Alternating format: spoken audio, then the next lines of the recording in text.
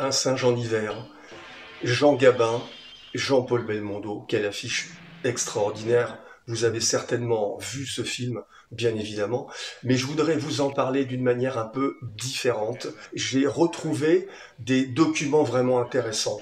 On va y voir Antoine Blondin, Henri Verneuil, Jean-Paul Belmondo, Jean Gabin bien sûr. Et à travers de ce singe en hiver, je voudrais vous parler de Jean Gabin différemment. Et pour le titre de cette vidéo, qui est comme une petite émission de 30 minutes, j'ai trouvé comme titre Jean Gabin derrière le singe en hiver. Alors je vous retrouve bientôt pour vous parler de cet acteur gigantesque qu'était Jean Gabin, qui était l'acteur du naturel. Voilà, rendez-vous pour parler du singe en hiver d'Henri Verneuil avec Jean Gabin et Jean-Paul Belmondo.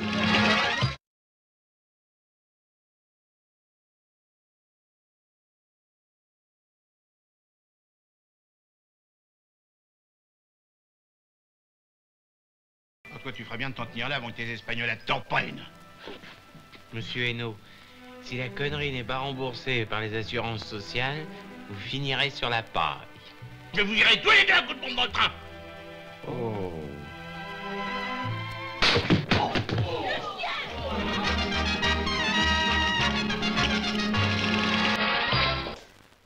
Il faut toujours être ivre, tout est là, c'est l'unique question. Pour ne pas subir l'horrible fardeau du temps qui brise nos épaules et nous penche vers la terre, il faut nous enivrer sans trêve. C'est du Baudelaire, hein. C'est le sujet du film de Henri Verneuil, Un singe en hiver, adapté du célèbre roman d'Antoine Blondin. On disait du Audiard. Et Audiard, contrairement à la légende, c'est pas facile à dire. C'est un très beau texte, formidable pour un acteur, ça fait briller un acteur. Mais le texte, il y a un phrasé, il faut pas bouger, sinon l'effet ne se fait pas. Et bien alors je parlais avec Jean, on était comme ça sur nos sièges, on parlait des articles de l'équipe, et hop, on allait dire le texte d'Audiard, et bon, je ne savais plus s'il était en train de me parler de l'équipe ou s'il disait le texte. Il gardait ce même naturel devant la caméra qu'il avait à la ville. Jean Gabin, il n'endosse pas un rôle, c'est le contraire, le rôle rentre en lui. Jean Gabin est capable de jouer un rôle, il peut jouer un conducteur de locomotive, un magistrat, il peut tout jouer, les grands acteurs peuvent tout jouer. Mais en plus, il reste Jean Gabin. Il y a un petit mystère quand même là. Jean Gabin a incarné le peuple français, et le peuple français se reconnaissait en Jean Gabin, et il s'y reconnaît encore 50 ans après sa mort. Quand vous voyez les films d'aujourd'hui, bon, bien sûr qu'il y a de bons acteurs, mais le seul qui a pu garder un peu ce jeu naturel, c'est Gérard Depardieu. Tous les autres, c'est assez théâtral. Alors j'espère qu'on va retrouver peut-être ce génie, et je pense à Raphaël Quenard, qui, il me semble, a en lui quelque chose qui me rappelle Jean Gabin. Ce naturel, à mon avis, ce sera une immense star parce qu'il est proche des gens, il incarne quelque chose qui est populaire au sens très noble, et donc je crois qu'il est le digne héritier de Jean Gabin. Voilà, si on peut faire un parallèle. Alors Raphaël, je te souhaite une longue carrière. Amiral Guépret. Allez le galop, le divin chauve.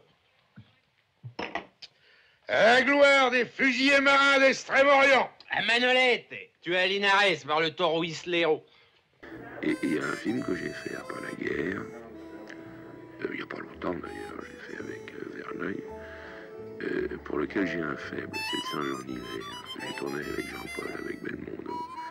Les gens n'ont vu qu'une histoire de poivrade des deux gars, alors que c'est pas du tout ça, qui s'évadaient tous les deux. C'était deux gars qui se rencontraient, qui s'évadaient chacun de son côté, et qui se comprenaient. C'était ça qui était formidable. D'ailleurs, le monde Belmondo était formidable dans le film. Je sais pas si vous l'avez vu, mais il y avait tout un truc là, avec la corrida des voitures et tout. Il était extraordinaire là-dedans. Il était extraordinaire. Il est gentil, Jean-Paul. Les grands, comme toujours, sont d'une modestie incroyable. Ce document est émouvant, je trouve. Retrouver Jean Gabin qui va déclarer ouverte la première cérémonie des Césars en 1976.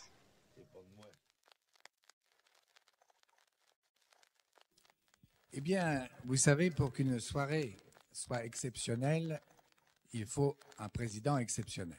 Notre président est Jean Gabin.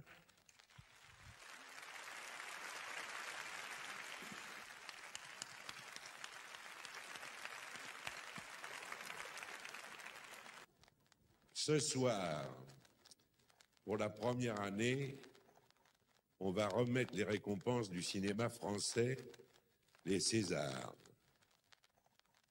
Comme il se doit, je déclare la cérémonie ouverte. Voilà.